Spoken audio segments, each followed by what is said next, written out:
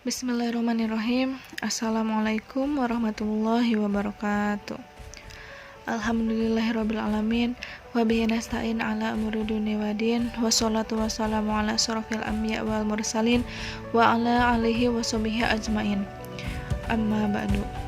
Pertama-tama, mari kita panjatkan puji syukur kehadirat Ilahi Rabbi, karena dengan nikmatnya lah kita dapat melaksanakan pembelajaran hari ini dengan keadaan sehat walafiat.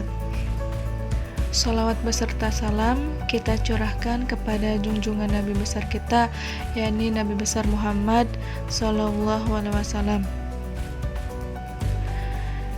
Ya, alhamdulillah pada kesempatan hari ini kita bisa belajar kembali dengan keadaan sehat dan mudah-mudahan selalu dalam lindungan Allah Subhanahu wa taala. Sebelumnya Ibu ucapkan banyak terima kasih kepada siswa-siswi yang sampai saat ini masih semangat untuk mengikuti pembelajaran. Semoga apa yang kalian dapatkan ya bisa bermanfaat. Ya, apa yang sudah kalian pelajari bisa kalian pahami dan diaplikasikan dalam kehidupan sehari-hari. Ya, baiklah, untuk pertemuan kali ini yang akan kita pelajari yaitu penarikan kesimpulan. Ya baik, kita awali pembelajaran hari ini dengan mengucap basmalah. Bismillahirrahmanirrahim.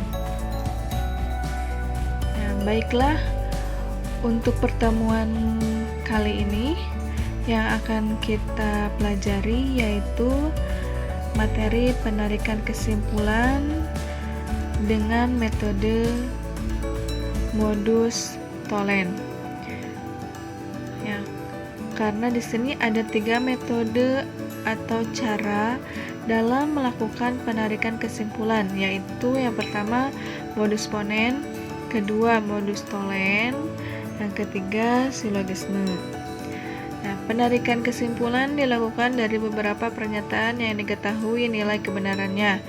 Ya, ini disebut premis. Kemudian dengan menggunakan prinsip logika diperoleh pernyataan baru yang disebut kesimpulan atau konklusi yang diturunkan dari premis yang ada. Penarikan kesimpulan seperti ini disebut juga argumentasi. Ya, jadi pada penarikan kesimpulan ini ada yang dinamakan dengan premis. Ya, kemudian langsung saja di sini lanjut ke pembahasan ini ya, modus tollens. Jadi penarikan kesimpulan dengan menggunakan metode modus tollens.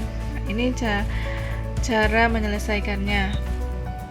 Ya, jadi jika premis-premisnya jika P maka Q dan negasi Q, maka diambil kesimpulan atau konklusinya yaitu negasi P.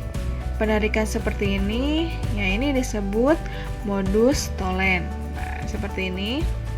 Ya, jadi premis pertama, nah ini diketahui jika P maka Q. Premis kedua, negasi Q, maka konklusi. Nah, ini konklusi ini sama dengan kesimpulan. Nah, jadi kesimpulannya itu negasi P. Ya, masih ingat ya negasi. Negasi, ada kata negasi ini ya, negasi. Nah, langsung saja lanjut. Nah, di sini ada contoh. Ya, jadi misalnya di sini diketahui premis pertama, jika kamu rajin latihan soal, maka kamu akan mendapat nilai bagus. Nah, kemudian premis kedua, kamu tidak akan mendapat nilai bagus. Nah, maka ditanyakan ya. Jadi ditanyakannya yaitu menentukan kesimpulan dari premis-premis yang diketahui ini. maka di sini kita bahas P-nya yaitu kamu rajin latihan soal. Kemudian Q-nya kamu akan mendapat nilai bagus. Nah, maka negasi Q, ya ini negasi.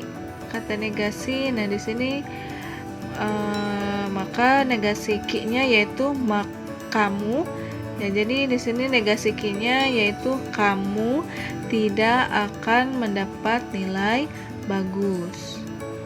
Nah, maka kesimpulannya bagaimana? Nah, kembali lagi ke rumus modus tollens ya. Jadi ke rumus penarikan kesimpulan dengan metode modus tollens. Nah, ini rumusnya.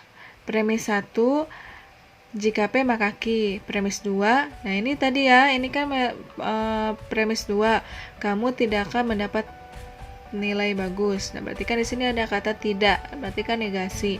Nah, ini negasi Q. Nah, maka konklusinya atau kesimpulannya yaitu negasi P. Nah, berarti negasi P. Nah, ini P-nya kamu rajin latihan soal. Nah, maka jawabannya, nah ini ditambah dengan kata tidak. Ya, jadi jawabannya kamu tidak rajin latihan soal. Nah, ini jawabannya. Ya, bagaimana? Ya, bagaimana? Sudah paham ya? Ya, mudah-mudahan paham ya semuanya. Ya, ada contoh lain. Misalnya di sini diketahui, ya ini ya, example ya, atau contoh. Nah, tentukan konklusi dari premis-premis berikut. Konklusi. Nah, ini konklusi tadi sudah dibahas. Ini sama dengan kesimpulan. Nah, maka tentukan kesimpulan dari premis yang sudah diketahui ini. Nah, ini premis pertama, ini premis kedua. Premis pertama, jika Rini rajin belajar, maka Rini pintar. Premis kedua, Rini tidak pintar. Nah, maka udah tahu belum? Sudah tahu gimana jawabannya? Nah, di sini ini pembahasannya. Premis 1, jika Rini rajin belajar maka Rini pintar. Nah, ini pernyataan P, jika P maka Q. Kemudian premis 2, Rini tidak pintar. Nah, ini negasi Q. Nah, maka konklusinya atau kesimpulannya adalah Rini tidak rajin belajar, ya, yaitu negasi P. Ya, dari sini negasi P. Nah, karena tadi di sini P-nya adalah Rini rajin belajar, maka negasi berarti ditambah dengan kata tidak. Nah, jadi ya di sini tulis, jadi konklusinya adalah Rini tidak rajin belajar. Ya, gitu ya. Ya, bagaimana? Ada pertanyaan tidak? Ya, ini sudah Ibu bahas. Ya, di sini ada 2 contoh. Ya, mudah-mudahan bisa kalian pahami, pelajari. Ya, ini merupakan contoh soal ya untuk penarikan kesimpulan dengan metode modus tollens. Ya, mudah-mudahan bisa kalian pahami, bisa kalian pelajari. Ya, dari Ibu cukup mungkin. Terima kasih. Ya, jika belum paham bisa tanyakan. Ya, cukup sekian. Ya, terima kasih dari pelajaran hari ini dan mengucap hamdalah. Alhamdulillahirabbil alamin. Ya, terima kasih. Mudah-mudahan bermanfaat apa yang Ibu sampaikan. Assalamualaikum warahmatullahi wabarakatuh.